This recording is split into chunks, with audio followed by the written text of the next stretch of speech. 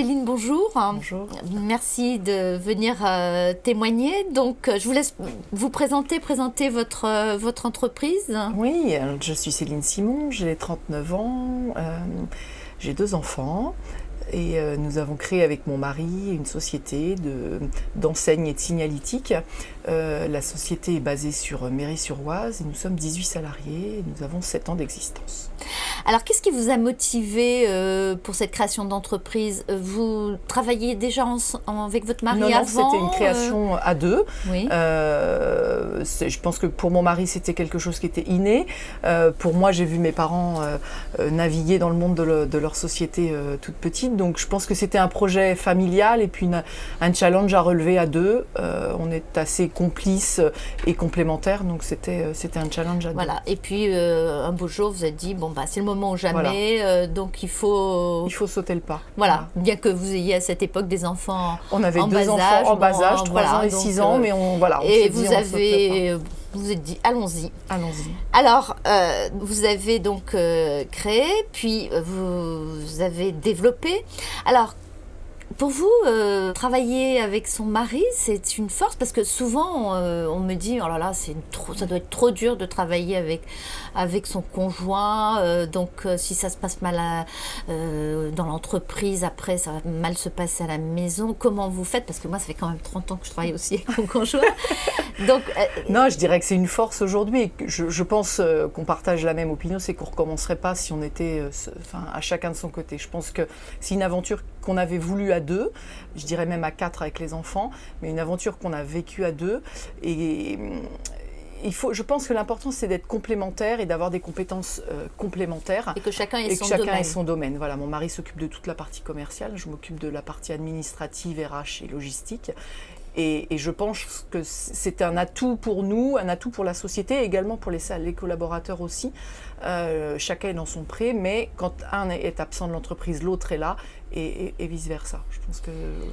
Et donc, est-ce que donc vous, c'est une jeune entreprise, mais alors il paraît qu'il y a une crise, je suis obligée d'en parler, mais c'est nouveau, ça? Vous avez déjà vécu des périodes difficiles? Non, GIV a été créé en 2004, donc entreprise jeune PME. 2009 a été pour nous... je dirais un palier, puisqu'on a vécu la crise de plein fouet, puisque nous travaillons avec des réseaux nationaux, ceux qui n'ouvrent pas de magasins ou qui ne rénovent pas, il n'y a pas d'enseigne à mettre sur ces boutiques. Donc on a vécu la crise de pleine face, entreprise fragile, puisque jeune entreprise. Et donc, alors justement, quand vous avez comme ça, vous avez un chiffre d'affaires qui baisse, que vous avez les charges, on a tous ses œufs dans le même panier. Ouais.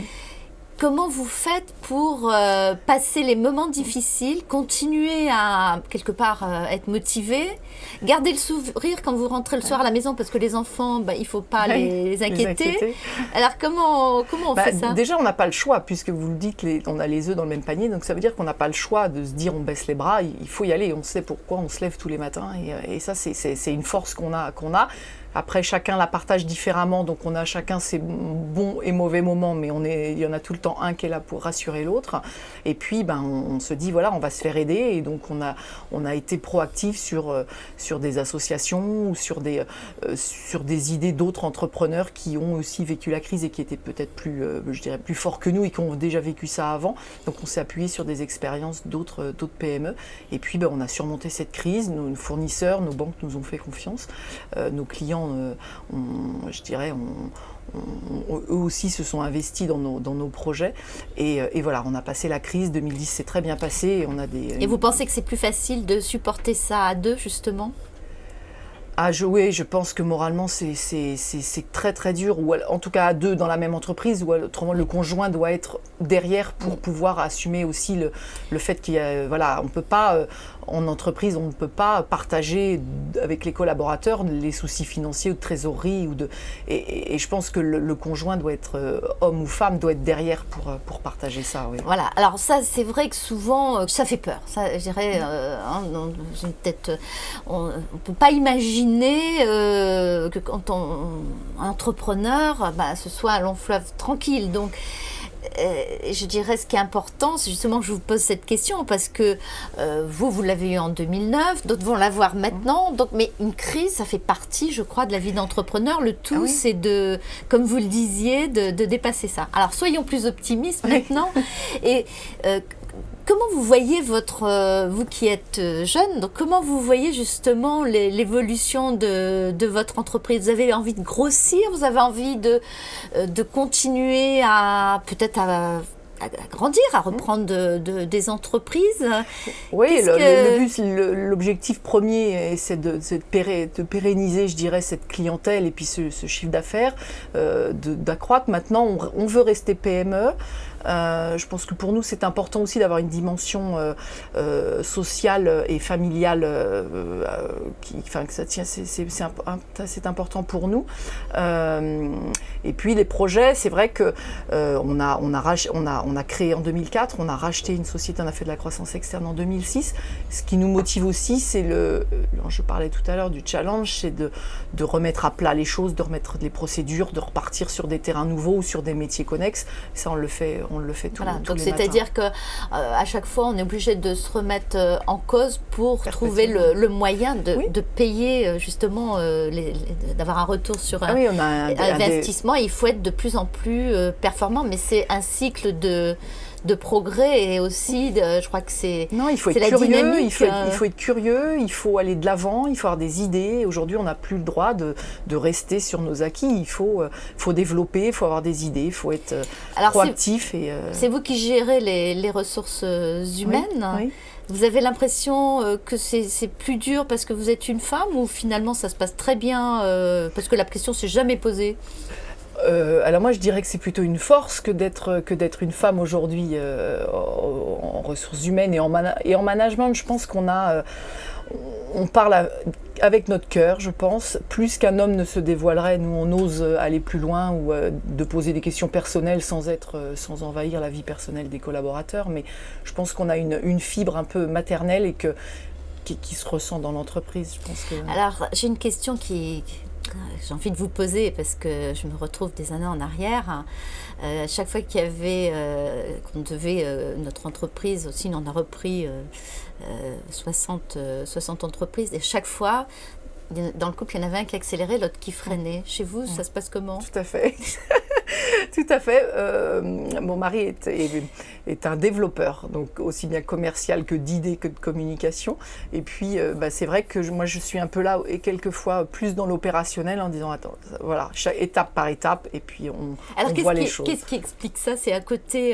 Je pense qu'on est nous les femmes, on est peut-être pas plus prudente, mais en tout cas plus terre à terre, et qu'on connaît nos priorités et que on est peut-être plus structuré en termes de projet, de se dire on va finir ça, on va passer à l'autre étape plutôt que de partir. Et alors, est-ce que vos enfants viennent dans l'entreprise? Oui, non. Ils nous ont, depuis le début de la création, en fait, ils ont suivi. Quand on parle d'entreprise, ils disent notre entreprise, donc on partage. Il y a eu un petit bémol au début en disant on n'en parle jamais à table au dîner parce que ça c'est pas possible. C'était une règle qu'on s'était fixée, mais c'est vrai que oui, ils viennent, ils sont venus, ils continuent à venir le week-end ou quand on va quelquefois travailler le week-end. Et est-ce que en tant que maman, parfois vous vous sentez coupable, vous avez dépassé tout ça? Alors je me suis sentie coupable les premières années.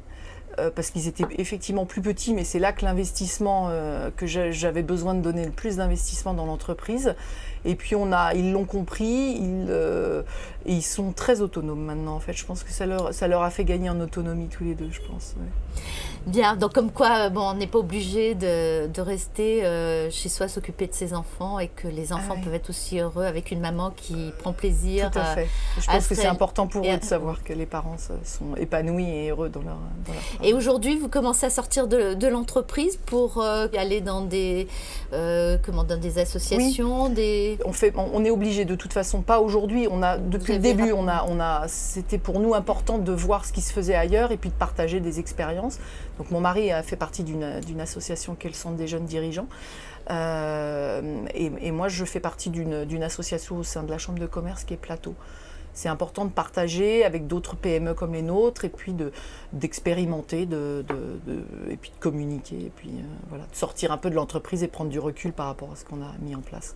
Bien, est-ce que vous avez quelque chose à ajouter, donc, que vous avez envie de dire par rapport à cette problématique de l'entrepreneuriat féminin qui ne devrait pas en être une, mais bon... Non, j'ai envie de donner aux femmes qui pourraient créer avec leur mari ou qui pourraient travailler avec leur mari, d'avoir leur petit, je dirais leur petit projet à elles, ou leur activité à elles, ou leur service à elles, pour...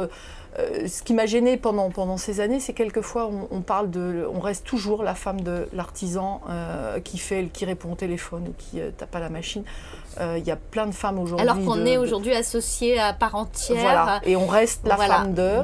Ce qui est pas forcément vrai chez nous, mais qui est vrai quand on parle à des voilà, on garde l'étiquette de la femme de. Donc il faut que vous alliez trouver la reconnaissance ailleurs. Et je pense qu'on est obligé d'en faire un petit peu plus pour prouver qu'on est capable de. Oui, mais on sait faire ça.